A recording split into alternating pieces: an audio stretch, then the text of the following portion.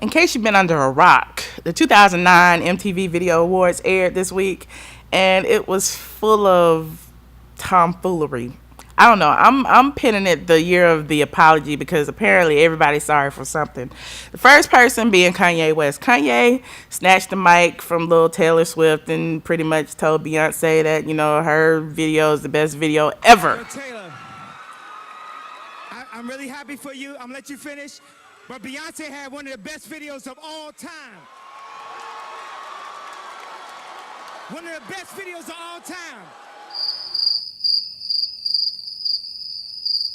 I'm gonna let you finish, but this is the best video ever. Poor Kanye. Kanye has since apologized at least 4 times. Once via his blog, via his publicist, via Jay Leno, and on the phone to Taylor Swift. So, I'm thinking let's just let Kanye be great. Also in the VMA, I don't know if you saw Lil Mama hop on stage with Jay-Z.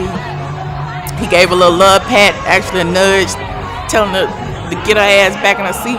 And she didn't notice. I don't know how she didn't notice, but we were all wondering what the hell Lil Mama was doing on stage. But Lil Mama, she got a gazillion dollars worth of free press. She's on Wire Image. She's just in all the pictures, just doing her B-girl stance with Jay-Z and Alicia Keys.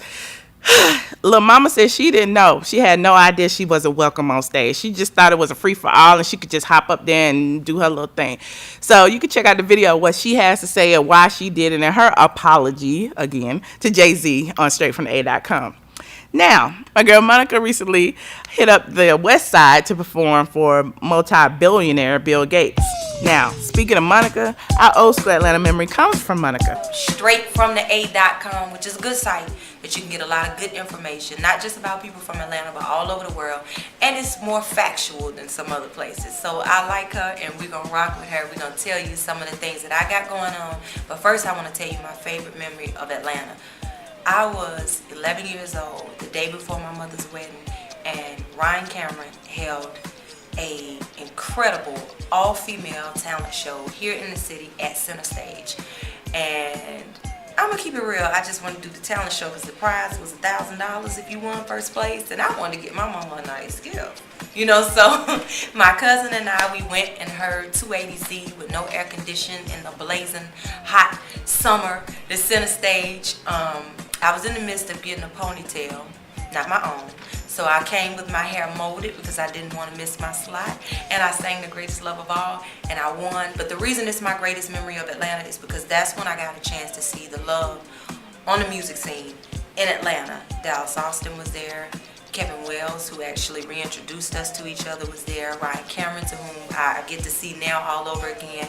You just see the love amongst all of us and how we work with one another, and we just kind of support each other regardless if it's something good or bad. Like if you read something about me, a lot of the people in Atlanta, they come to see about me on a level that's totally outside of the media. So I think that's my greatest memory because for one, it changed my life. For two, it was in the city that I lived in. And for three, I made friends that I've now had for what? I'm 28. How many years is that? Whitney hit up Oprah's premiere episode where she discussed basically her marriage to Bobby Brown. It's all Bobby's fault. Everything's Bobby's fault. The reason Fat Boys broke up, Bobby Brown's fault. Whitney says, she smoked crack. Bobby spit in her face. He didn't hit her. Well, he slapped her one time, but, he spit in her face, and her mama had to come with the sheriff, and she ran away and never came back, and that was the end of Bobby and whatever. But anyway, Whitney's back. She's on Oprah performing, but before she performed, she had to give us her whole life story, her rags to riches, riches to rags, come up, come down, whatever. Bobby recently had a little something to say. He was like, yo, I didn't corrupt Whitney. We corrupted each other. I mean, we were sharing those crack rocks. It wasn't just me. One Monkey is not stopping the show anymore. CeeLo is back in the game. So the Goody Mob has reunited, and they're doing a concert this Saturday. They took us on a bus tour recently of the south side of Atlanta. Talked about Mays High School, the rec center, and the dungeon, and what's going on with the house and why it's empty. You can find all that out on Straight from the A. And on the A-Pod this week is Tony Braxton's Yesterday.